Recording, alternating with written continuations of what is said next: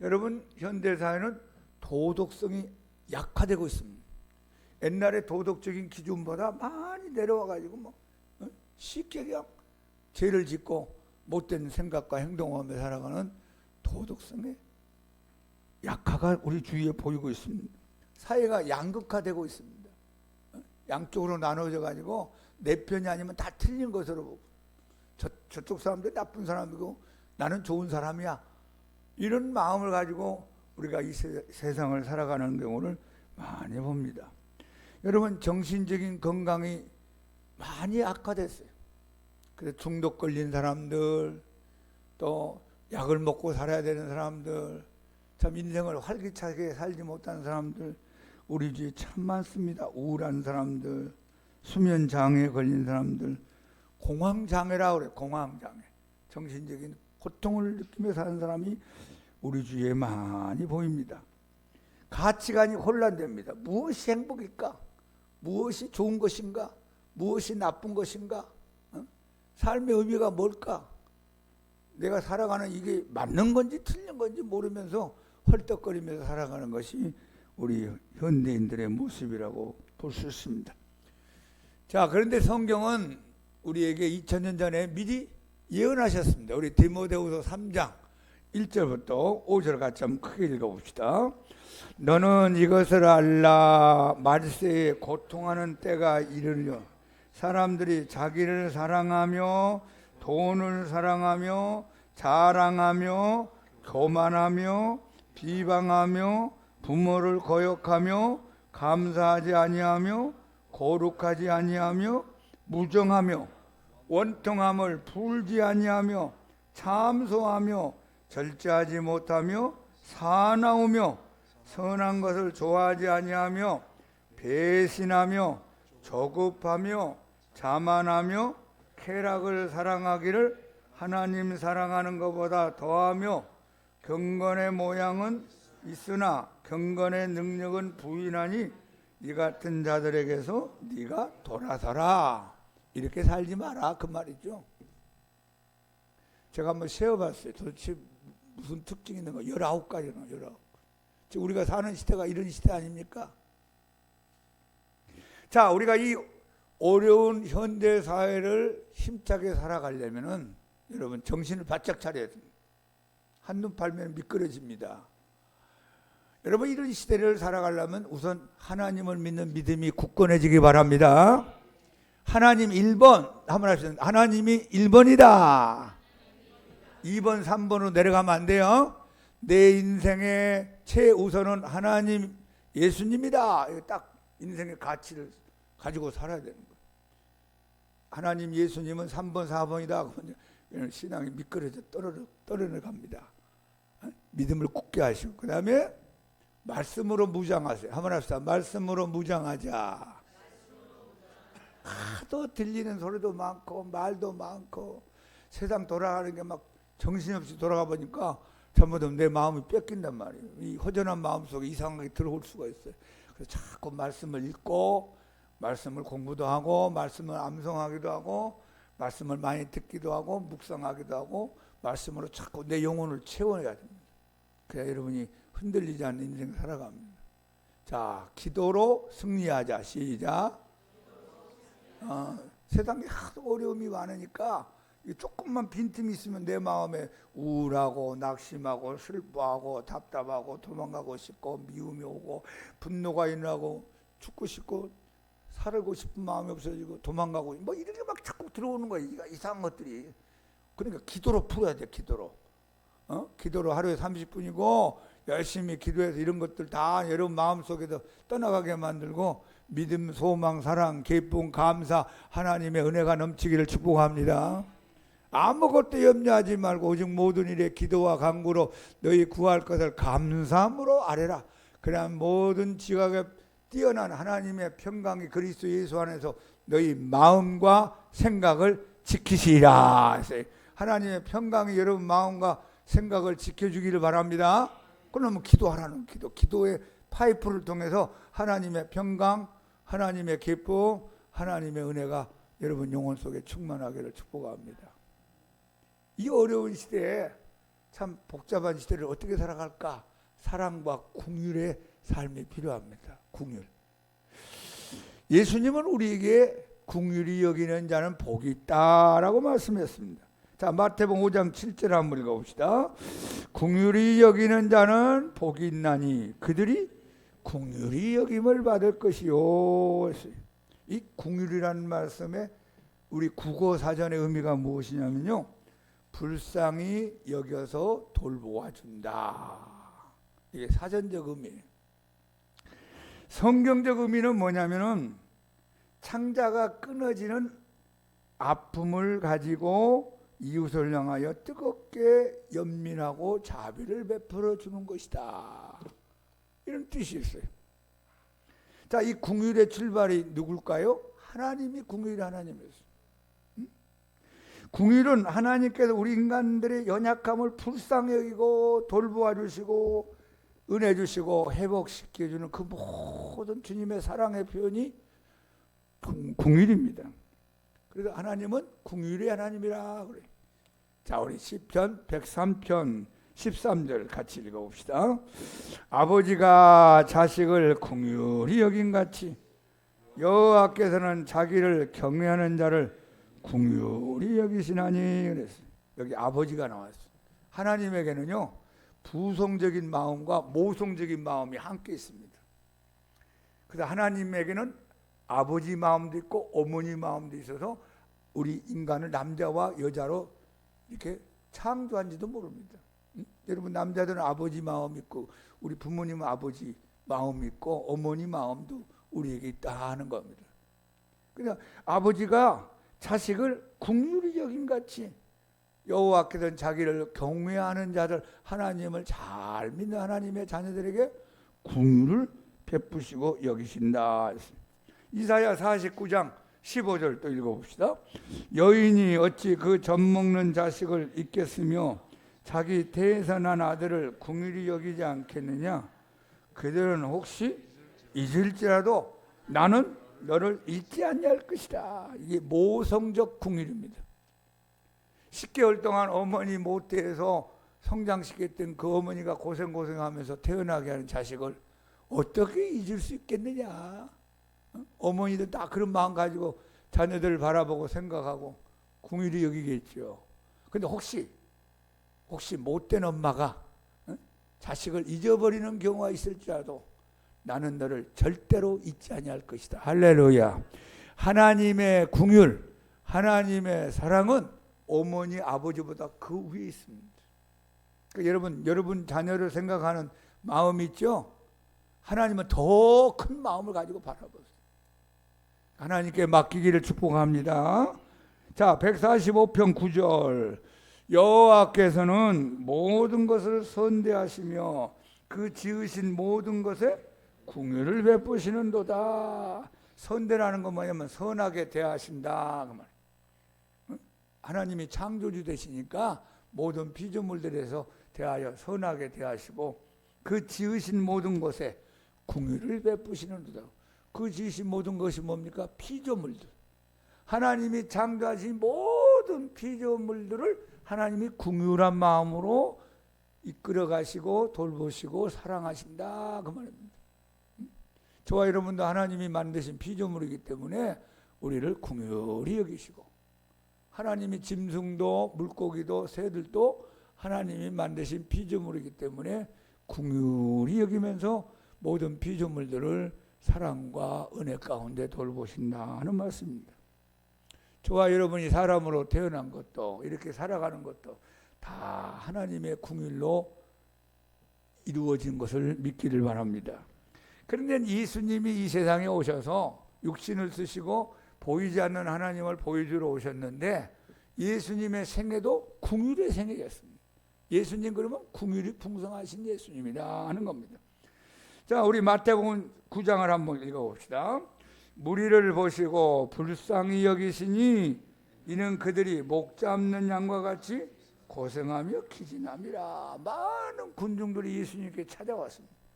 병든 사람, 가난한 사람, 넘어진 사람, 왕따 당한 사람, 귀신에게 시달리는 사람, 어려운 사람들이 찾아온 걸 예수님이 보시면서 여기 성경 보니까 무리를 보시고 불쌍히 여기셨다. 불쌍히 여기셨다. 우리가 다른 사람 불쌍히 여기는 것은 질이 다릅니다. 우리는 하나, 둘 정도의 마음을 가지고 불쌍히 여긴다면 예수님은 백이요 천입니다. 또 읽어봅시다. 마태복음 14장 14절. 예수께서 나오사 큰 무리를 보시고 불쌍히 여기사 그 중에 있는 병자를 고쳐주시니라. 이 마태복음 14장이 오병이어의 기적 사건이 나타납니다.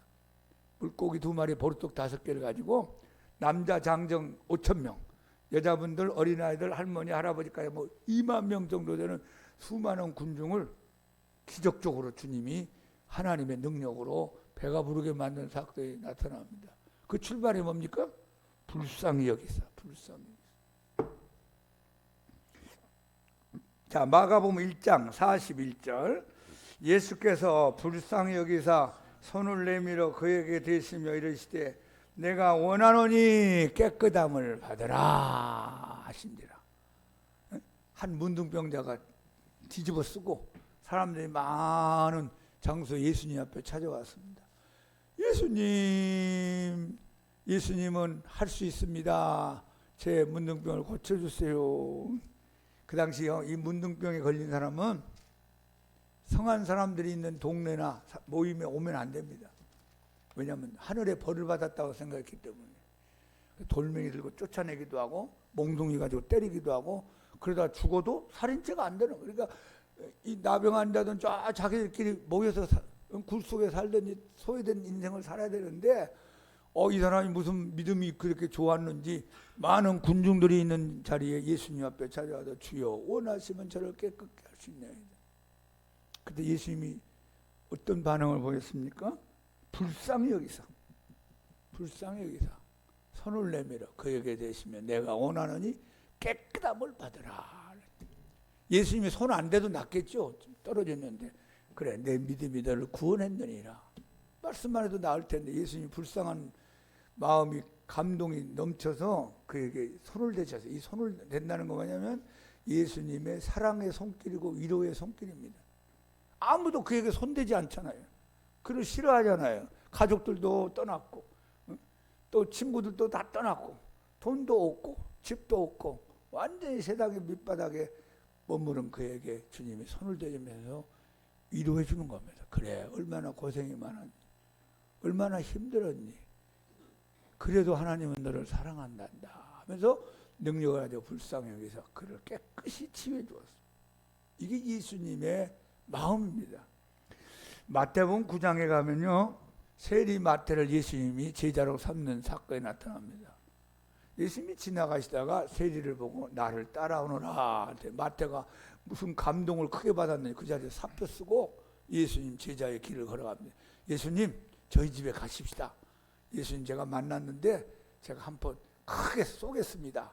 그래서 예수님하고 제자들하고 동네 사람들하고 같이 일했던 동료들하고 또 반대파 바리새인들하고 막 와 하면서 마태 집에 가서 그냥 먹고 마시면서 즐거운 잔치 시간이 열렸습니다.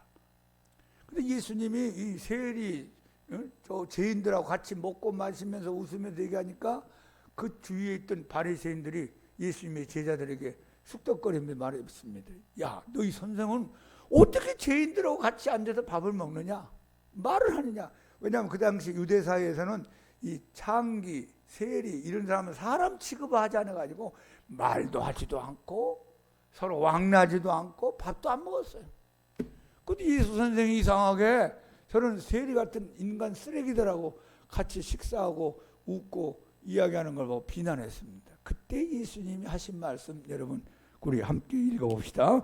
마태복음 9장 12절 13절 예수께서 들으시고 이르시되 건강한 자에게는 의사가 쓸데없고 병든 자에게라야 쓸데있느니라. 너희는 가서 내가 궁유를 원하고 제사를 원하지 아니하노라 하신 뜻이 무엇인지 배우라. 나는 의인을 부르러 온 것이 아니요 죄인을 부르러 왔노라 하시니라. 너희는 가서 내가 궁유를 원하고 제사를 원하지 아니하노라 하신 뜻이 무엇인지 깨닫고 배우라. 올바로 믿어라 그 말이죠. 이게 어디 있는 말씀이냐면 구약에 선지서 가운데 호세아라는 선지자가 예언한 말씀 가운데 호세아 6장 6절에 기록되어 있는 말씀을 예수님이 인용합니다. 너희들 제사가 우선이 아니고 궁일이 우선이야. 아무리 껍질적인 제사를 드려서 불쌍히 여기는 마음이 없으면 하나님이 그 예배를 받아줄 수가 없어. 그러니까 먼저 궁일한 마음, 불쌍히 여기는 마음, 사랑의 마음을 가지고 하나님 앞에 찬양하고 헌금하고 기도하고 제물 가지고 양을 가지고 염소 가지고 황소 가지고 예배드리면 주님이 기뻐 받아준단다. 지금 그 말입니다. 근데 이 바리새인들, 서기관들, 종교 지도자들은 껍질적인 제사는 드리는데 마음에 뭐가 없다고요? 불쌍히 여기는 마음이 없다는 걸 예수님이 지적합니다. 너희들 이 세리를 왕따시켰지. 이 죄인들을 취급하면서 말도 하지 않고 커피도 마시지 않고 그리고 같이 식사도 하지 않는 그게 하나님이 원하는 거겠냐. 불쌍한 사람을 불쌍히 여기는 게 하나님이 뜻이니라 했습니다. 여러분, 하나님의 마음을 움직이는 최고의 기도가 뭘까요? 어느 날 제가 성경을 보다가 이 기도를 하나님이 제일 기뻐하겠구나 하는 걸 깨달았어요. 그것이 한번 해보세요. 주여 나를 불쌍히 여기소서. 내가 뭘 잘했습니다, 뭐 어떻게 했습니다, 뭐 기도했습니다, 성경 봤습니다, 뭐 전도 많이 했습니다. 그걸 하나님 다 알잖아요. 말 안 해도 다 알 거 아니에요. 그럼 내가 이제 기도를 좀 오래 할 수도 있어요. 오래 하면 좋지, 짧게 하는 것보다. 그 다음에 좀 깊이 있게 하는 것도 좋아요. 그러나 마지막에 하나님이 나를 불쌍히 여겨야 돼. 불쌍히. 바디메오가 태어날 때부터 맹인입니다. 또 거지가 됐어요. 뭐 맹인이니까 공부도 할 수 없었고 그 당시에 복지시설도 없었으니까 매일매일 사람들의 도움받아서 길가에 앉아서 깡통 붙잡고 동량을 구했을 거 아니에요. 그러나 어느 날 예수님이 지나간다는 소리를 듣고 야, 오늘 내가 예수님을 꼭 만나야 되겠다. 예수님 만나서 내 운명을 바꾸고 팔자를 바꿔야 된다. 내가 언제까지 이렇게 맹인으로 살 것인가. 예수님은 죽은 자도 살리시고 나병한 자도 고치시고 무리로도 걸어오시고 기적을 행하시는 분인데 나 좀 눈 좀 뜨게 해달라고 해야 되겠다. 그래서 예수님이 지나가는 방향을 향하여 다윗의 자손 예수여 나를 불쌍히 여기소서. 자, 그 장면 한번 같이 읽어봅시다. 마가복음 10장 47절 48절. 나사렛 예수시란 말을 듣고 소리를 질러 이르되 다윗의 자손 예수여 나를 불쌍히 여기소서 하는지라. 여러분, 여기서 길게 기도할 수도 없잖아요. 예수님 지나가 버리면 이제 뭐 다시 만날 수 없잖아요. 사람들 소리가 막 웅성웅성거리면서 많은 소리가 들리니까 자기 소리가 좀 더 돋보여야 되잖아요. 좀 더 소리를 크게 질렀어요. 그리고 이제 길게 장황하게 하면 이제 본론이 안 들어가니까 핵심만 딱 얘기해요. 핵심만. 뭐 예수님 사랑이 많으시고 뭐 예수님 은혜가 넘치고 예수님 하나님 아들이고 막 그러면 예수님 지나가 버리면 안 되니까 핵심 다윗의 자손, 이거는 메시아라는 뜻입니다. 예수님이 다윗의 후손에서 태어나는 거죠. 그리스도, 메시아, 구세주, 우리가 믿는 예수님, 다윗의 자손 예수여, 메시아 되신 예수여 나를 불쌍히 여기소서. 그리고 사람들이 와가지고 조용히 시끄러워 입 다물어 재수없게 떠들지만 막 보이지도 않으니까 막 군밤도 때리고 그랬을지 모르지. 근데 보통 사람 같으면 아유 내 팔자에 무슨 예수냐, 오늘 사람들 많이 지나가는데 한탕 해야 되겠다 그러고 그냥 소리도 질리면서 꼭 깡통 붙잡고 두드릴 텐데 이 사람이 보통 심지가 아니. 응? 눈은 안 보이고 거지지만 뭔가 이게 마음에 뭐가 있단 말이에요. 그래서 한 번 더 크게 소리 질렀어요. 자, 계속 읽어봅시다. 많은 사람이 꾸짖어 잠잠하라 하되 그가 더 크게 소리 질러 이르되 다윗의 자손이여 나를 불쌍히 여기소서. 아멘. 응? 혹시 안 들리는 거 아닌가? 아유 사람들 소리가 너무 크네. 이게 목이 쉬도록 한번 해봐야 되겠다. 젖 먹던 힘을 다하여 내 창자가 끊어지도록. 다윗의 자손이여 나를 불쌍히 여기소서. 여러분 두 번 했잖아요. 왜 이런 걸 여기다 기록해 놨을까요? 응? 간단해요. 여리고에 살던 거지 맹인 나사로 여리고 성에 살던 우리 바디메오가 예수님에게 기도해서 눈 떴더라 이러면 되잖아요. 근데 왜 이렇게 자세히 썼을까요? 우리 보고 배우라는 거예요. 배우는. 한번 합시다. 다윗의 자손 예수여 나를 불쌍히 여기소서. 여러분 기도할 게 없으면 그거라도 한 500번 하고 가요. 무슨 얘기냐면 예수님이 불쌍히 여기면 되는 거예요. 응? 예수님이 여러분 불쌍히 여기기 바랍니다. 여러분 가정을 불쌍히 여기기 바랍니다. 여러분 자녀들, 여러분 부모를 불쌍히 여기면 되잖아요. 우리 대한민국을 불쌍히 여기면 되잖아요. 북한 땅 불쌍히 여기면 예수님 움직이면 되잖아요. 우리가 기도도 많이 하고 문장도 아름다운 것도 해야 되고 뭐 이렇게 기도하는 것도 중요하지만 더 중요한 건 주님이 불쌍히 여겨야 돼요. 주님은 불쌍한 마음이 너무너무 충만해요. 긍휼이 풍성하신 하나님. 은혜가 풍성한 하나님은 믿는 자 한 사람 한 사람 어제나 오늘도 언제든지 편찮고 보호해 주시네. 주여 주여 성령의 은사들을 이 시간 내려 주소서. 성령의 뜨거운 불길로서 이 시간 충만케 긍휼이 풍성한 하나님은 긍휼이 풍성한 하나님은 믿는 자 한 사람 한 사람 어제나 오늘도 언제든지 편찮고 보호해 주시네. 주여 성령의 은사들을 이 시간 내려 줍소서. 성령의 뜨거운 불길로서 이 시간 충만케 하소서. 여러분 예수님의 모든 기적, 치유, 병고침, 귀신 쫓아낸, 죽은 자를 살리신 거, 물 위로 걸어오는 거, 오병이어 기적, 모든 예수님의 행위와 삶과 기적과 능력과 축복은요 불쌍히 여김부터 출발하는 거예요. 궁일로부터 출발합니다. 예수님은 능력이 많은데 궁일함이 없다. 그러면 기적을 행하지 않을 수도 있죠. 근데 예수님은 궁일이 풍성한데 능력이 없다. 그럼 마음만 안타깝고 눈물만 하다가 흘리고 가겠죠. 예수님은 궁일도 풍성하고 은혜도 풍성하고 예수님은 사랑도 풍성하고 거기다 또 능력도 풍성하시고 이 하나님의 궁휼하심을 받는 여러분 모두가 되기를 예수님 이름으로 축복합니다. 자, 그러면 우리가 어떻게 궁휼히 여김을 하면서 살아야 될까? 어떻게 궁휼히 여기면서 살까? 하나님은요 궁휼이 풍성하신 하나님이기 때문에 하나님의 자녀들도 궁휼히 여기면서 살기를 원합니다. 우리가 하나님 자녀잖아요.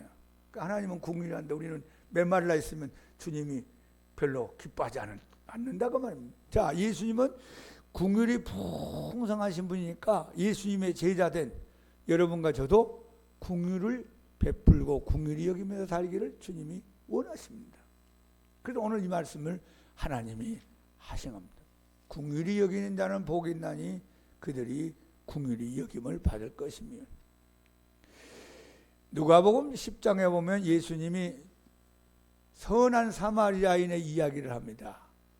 어떤 나그네가 예루살렘에서 여리고로 내려가다 강도를 만나서 있는 거 다 뺏기고 죽는 단계까지 가서 길거리에 버려두고 도망가 버렸다. 아이고 나 죽는구나 하면서 숨을 몰아쉬고 있는데 한 제사장이 지나가다 쑥 보면서 일이 바빴는지 무슨 일이 있는지 그냥 모른 척하고 가버렸어요. 마음에 좀 무거웠지만 갔어요. 아이고 사람들도 무심하구나. 사람 살려 들리랑 말라는 소리를 하고 있는데 이번엔 레인이 지나갑니다. 레인은 구약시대 때 성경 연구하고 성경 가르치고 제사 드리는 사람 아닙니까? 어디서 쑥 보더니 무슨 일이 있었는지 그냥 마음의 양심을 누르고 가버렸어요. 한 사마리아인이 그것을 지나가다가 강도 만난 사람을 보게 됩니다. 너무 불쌍한 마음이 생겨서 가던 발걸음을 멈추고 그에게 가까이 가서 응급치료를 하죠. 응급치료. 그리고 자기가 타고 왔던 나귀에다 실어가지고 가까운 여관에 데려가서 밤을 새면서 간호하고 미움도 먹이고 열난 것도 전부 다 찜질도 하고 돌보아주고, 그 다음에 아침에 일어나서 여관 주인한테 얘기합니다. 내가 지금 갈 일이 급한데 내가 다시 돌아올 테니까요, 저 사람 좀 잘 간호자 메시고 회복시켜 주세요. 그 이후에 든 모든 경비가 있으면 내가 다 지불하겠습니다. 자, 그 장면을 예수님이 이렇게 설명하고 있죠. 한번 읽어봅시다. 누가복음 10장 33절. 어떤 사마리아 사람은 여행 중에 거기 이르러 그를 보고 불쌍히 여기, 여러분 중요한 게 불쌍히 여기. 이 사마리아 사람의 모습이 예수님 모습입니다.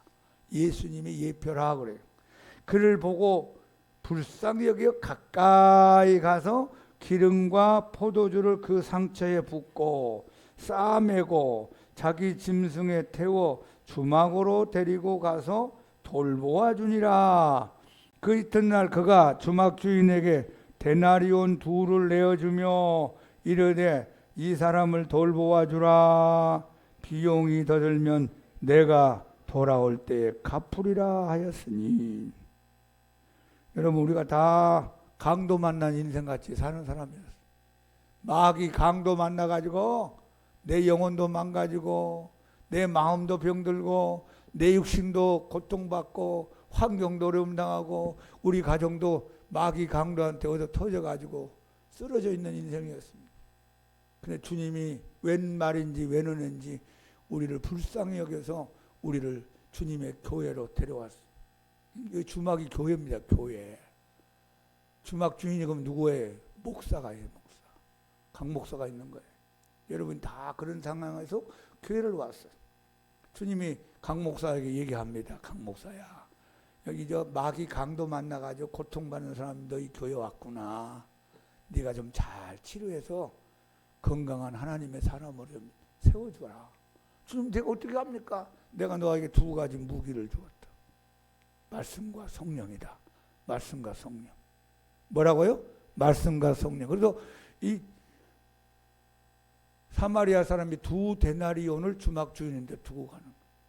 하나님의 창세기부터 계시록까지 이 말씀과 성령께서 오면은 마귀 강도 만난 인생들을 회복시킬 수 있느니라. 그래서 교회는요, 말씀과 성령이 있어야 됩니다. 할렐루야. 다른 거 있으면 안 돼요. 우선 그것이 우선돼야 돼요. 그 말씀과 성령으로 우리가 마귀 강도로부터 고통받았던 이제 살아나서 지금 여러분과 제가 여기까지 왔습니다. 자, 여러분 보세요. 여기 어떻게 불쌍히 여기며 살고 궁일이 여기며 살까? 먼저 불쌍히 여기는 마음이 있어야 돼요. 주여 내게 불쌍히 여기는 마음을 주옵소서. 시작. 그리고 이제 가까이 가야 돼요. 관심을 갖는다. 그 말이 관심을 갖는다. 그리고 이해를 해야 돼요. 내가 저분의 입장이 되면 어떻게 될까? 저 강도 맞는 사람 입장이 되면 내가 어떻게 될 거야? 아유, 외롭겠다, 힘들겠다, 도움이 필요하구나. 이해를 해야 돼요. 그래서 여러분, 이해라는 말이 영어로 understand라고 그러죠. understand. under가 뭐냐면 아래. stand, 서본다. 아래 서본다. 그 사람 입장에서 서본다. 그 사람 입장에서 생각해 본다. 그 사람 입장에서 말해 본다. 그 사람 입장에서 헤아려 본다. 이게 이해라는 겁니다. 오늘날 우리 사회가 너무 이해가 메말라 있는 사회입니다. 상대방의 입장에서 생각해 보고 상대방의 입장에서 말하고 상대방의 입장에서 사랑해 보고, 그게 참 필요합니다. 예수님은 그렇게 하라는 거예요. 저 강도 맞는 사람의 입장에 한번 서봐라. 그리고 돌보아 주어라. 돌보아. 성김이죠. 여기 보면 돌본다는 말이 2번 나옵니다. 돌보아 주니라. 이 사람을 돌보아 주라. 말로만 입으로 하지 말고 네가 할 수 있는 범위 안에서 섬겨라 하는 거예요. 이게 궁일이 여기는 삶의 자세랍니다. 불쌍히 여기고 관심을 갖고 이해하고 섬기고 돌보아 주어라. 어느 외과 의사 가정에 문제가 생겼습니다. 의사 선생님이 이제 수술도 하고 많은 환자들 만나보니까 스트레스를 많이 받을 거 아니에요. 그러니까 밤늦게까지 이제 친구들하고 회식도 하고 늦게까지 너무 좀 스트레스 푼다고 하다 보면 밤 11시, 12시 가까이 들어왔어. 그 아내가 막 짜증이 난 거예요. 예? 좀 빨리 와서 저녁도 같이 먹고 대화도 좀 하고 그냥 자꾸 그냥 바가지 아닌 바가지를 긁었더만. 그 남편 자꾸 이제 밖으로 도는 거고 아내는 이제 집안에서 그냥 스트레스를 받는 거예요. 근데 그 아내가 어느 날 남편을 위해서 기도하는데 하나님이 그러시더래요. 너 남편 입장에서 한번 생각해 봐라. 네 남편이 얼마나 힘들겠냐. 만나는 사람이 매일 환자들만 만나고 그럼 맨날 수술하고 피 흘린 손을 만져야 되고 뭐 뻘건 걸 보고 얼마나 스트레스 받겠느냐. 그런 마음이 확 오더래요. 오고 남편의 입장에서 남편을 바라보니까 남편이 불쌍한 마음이 생기더래요. 우리 남편이 불쌍하구나. 돈은 좀 버는지 모르지만 여러분 인생에 돈 가지고 다 행복합니까? 그 불쌍한 마음이 생겨서 내 남편한테 잘해줘야 되겠구나. 그래서 내 남편 오면 격려했어요. 칭찬했어요. 좋은 말로 따뜻한 말로 했어요. 그리고 맛있는 것도 차려놓고 힘들죠? 제가 힘이 되어줄게요. 고맙습니다. 감사합니다. 사랑합니다. 그 남편이 기분이 좋아졌어요. 점점 일찍 들어오게 됐어요. 밖에서 스트레스를 안 풀고 집에서 기쁨의 시간을 가지면서 가정이 회복되고 행복했답니다. 여러분, 아내 입장에서 생각해보세요. 남편 입장에서 생각해보세요. 부모님 입장에서 생각해보세요. 자식의 입장에서 생각해보세요. 목사님 입장에서 생각해보세요. 우리 성도들 간에 서로 입장을 바꿔서 생각해보는 넓은 마음들이 있기를 축복합니다. 그것이 긍휼히 여기는 마음의 출발이에요. 내 입장에서만 보지 말고 내 입장에서 볼 때는 막 화가 나고 내 입장에서는 할 말이 많고 내 입장에 볼 때는 막 분노도 일어나고 뭐 내 입장에서는 뭔가 던져버리고 싶은데 상대방 입장에서 생각하면 불쌍한 마음이 생기는 게 현대인입니다. 여러분 가족들도 얼마나 힘들게 살아요. 나만 힘든 게 아니에요. 다 힘들어요. 저는 어느 날 이런 생각이 들더라고요. 야, 서울에 사는 사람들은 대단한 사람들이구나. 어쨌든지 간에 서울에 사는 게 얼마나 힘들겠어요. 대단하구나. 우리 서로 긍휼히 여기는 마음이 넘치기를 축복합니다. 자, 긍휼히 여기는 자의 복이 무엇일까? 다시 한번 긍휼히 여기는 자는 복이 있나니 시작. 그들이 긍휼히 여김을 받을 것이요. 먼저 여러분 긍휼히 여김에 살면요 사람들한테 긍휼히 여김을 받습니다. 내가 악으로 대하면 다른 사람도 나를 악으로 대하고 내가 선으로 대하면 다른 사람도 선으로 대하는 거예요. 내가 불쌍히 여기는 마음으로 상대방을 대하면 사람들도 나를 불쌍히 여기는 마음으로 대하는 거예요. 오는 말이 고와야 가는 말이 곱다 그러잖아요. 오는 말이 칼 같은 말이 와요. 그럼 나도 칼 같은 말이 나가게 돼 있어요. 인간인지라. 저 사람이 아주 칼 같은 말 했는데 나는 아주 무슨 보석 같은 말이 나오지가 않아요. 그러니까 여러분 먼저 사람들을 긍휼히 여기시고 긍휼의 말을 하시고 긍휼의 섬김을 하시면 여러분도 긍휼의 말을 듣고 긍휼의 섬김을 받게 될 것입니다. 특별히 하나님의 긍휼히 여김을 받습니다. 하나님 불쌍히 여김을 받는 거예요. 이게 그 말씀이에요. 긍휼히 여기는 자는 복이 있나니 저희가 하나님의 긍휼하심을 받고 살게 될 것이다. 하나님의 긍휼하심을 많이 받고 살기 원합니까? 다른 사람 긍휼히 여기세요. 그럼 하나님이 여러분 긍휼히 여겨 준대요.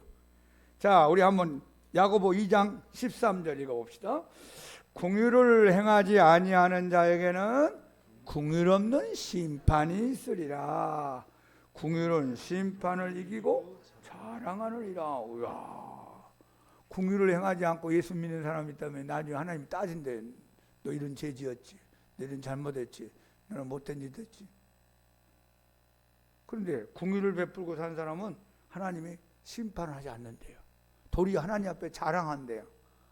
너 많이 좋은 일 했구나, 궁유를 베풀었구나, 선한 행위를 했구나, 많이 돌봐줬구나, 관심을 가졌구나, 이해하며 살았구나, 불쌍히 여기며 살았구나, 너 최고야. 그 말씀이에요.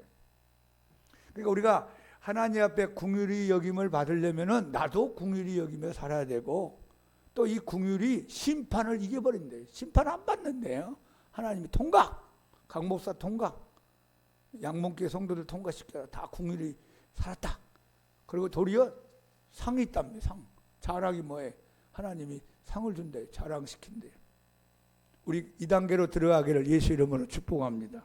그러니까 궁휼을 베푸다 보니까 이제 구제라는 단어하고 연결되는 거예요. 구제. 나보다 어려운 사람, 나보다 안 가진 사람, 나보다 못 배운 사람, 나보다 왕따당한 사람, 나보다 외로운 사람 있을 거 아니에요. 그 사람을 향하여 내가 사랑의 손길을 내밀어 주는 겁니다. 자, 우리 잠언서 한번 읽어봅시다. 19장 17절. 가난한 자를 불쌍히 여기는 것은 여호와께 구워 드리는 것이니 그의 선행을 그에게 갚아 주시리라. 가난한 사람 쌀이 떨어졌어요. 옷이 없어요. 근데 가난한 사람을 내가 불쌍한 마음으로 은밀하게 도와준다. 그러면 그건 누구한테? 하나님께 구워 드리는 거예요. 여러분,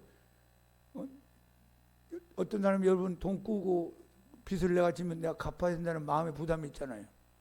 그런 것처럼 내가 불쌍한 사람을 궁유를 베풀면서 선행을 행하면 곧 하나님 앞에 구워드리는 거예요. 구워드리는 거예요. 여러분, 그럼 하나님이 구임받고 가만히 있겠어요? 하나님 몇 배로 갚아주죠. 몇 배로. 내가 하나의 구제 사역을 했다 그랬죠. 그러면 하나님이 하나만 딱 주겠어요? 따따블로 막 준다는 거예요. 내가 하나 줬는데 하나님 10로 20으로 그 말이 그 말. 다시 한번 읽어봅시다. 가난한 자를 불쌍히 여기는 것은 여호와께 구워드리는 것이니 그의 선행을 하나님이 그에게 대신 갚아줄 거예요. 저 가난한 사람 나한테 갚을 능력이 없잖아요. 하나님이 그 사람 대신에 나한테 대신 갚아줄 것이다.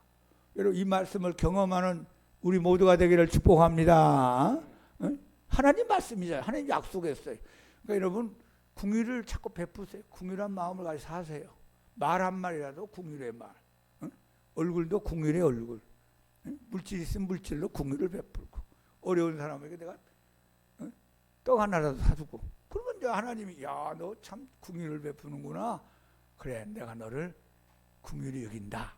그것도 여러분, 이런 사람은요, 기도도 응답이 빨리빨리 돼요. 하나님 앞에 해놓은 게 있으니까, 하나님 제가 이렇게 어렵습니다. 그래, 내가 너 불쌍히 여긴다. 응답도 빨리 줘요. 근데 평상시에 이 궁유를 베풀지 않고 산 사람은 기도 응답도 빨리 안 와요. 너 궁유를 베푼 인생을 살지 못했구나. 기도 응답도 시간이 걸리는데, 평상시에 예쁜 짓을 많이 한 사람은 하나님의 사랑도 많이 받고 하나님의 은혜도 많이 받고 하나님의 응답도 잘 받습니다. 한번 크게 합시다. 하나님 앞에 예쁜 짓을 많이 하자. 응? 예쁜 짓 많이 하세요. 그게 궁유리 궁유. 나보다 약한 자를 향한 불쌍히 여기는 주님의 마음. 그렇게 다가가면 주님이 여러분을 좋아하십니다. 자, 우리가 말로 사랑한다는 건 쉽습니다. 생각으로 사랑한다는 건 쉽습니다. 그런데 주님, 우리가 궁휼히 여기며 살기를 원합니다. 우리 힘으로 안 되죠? 여러분과 나의 힘으로 한계가 있어요. 그래서 성령의 은혜를 받는 것입니다. 성령의 충만함을 받으면 내 마음속에 궁휼한 마음이 생겨요. 불쌍한 마음이 생겨요. 그 불쌍히 여기는 마음을 이제 관심을 갖고 이해하고 섬기고 돌봄을 하는 거예요. 그러면 하나님께 여러분들에게 궁휼히 여기시는 큰 은혜를 주실 겁니다. 자, 오늘 이 말씀 꼭 외우고 갑시다. 자, 우리 마태복음 5장 7절 말씀 시작. 궁휼히 여기는 자는 복이 있나니 그들이 궁휼히 여김을 받을 것이며, 우리 모두 이 은혜가, 이 말씀이 경험되기를 예수님 이름으로 축원합니다. 자, 279장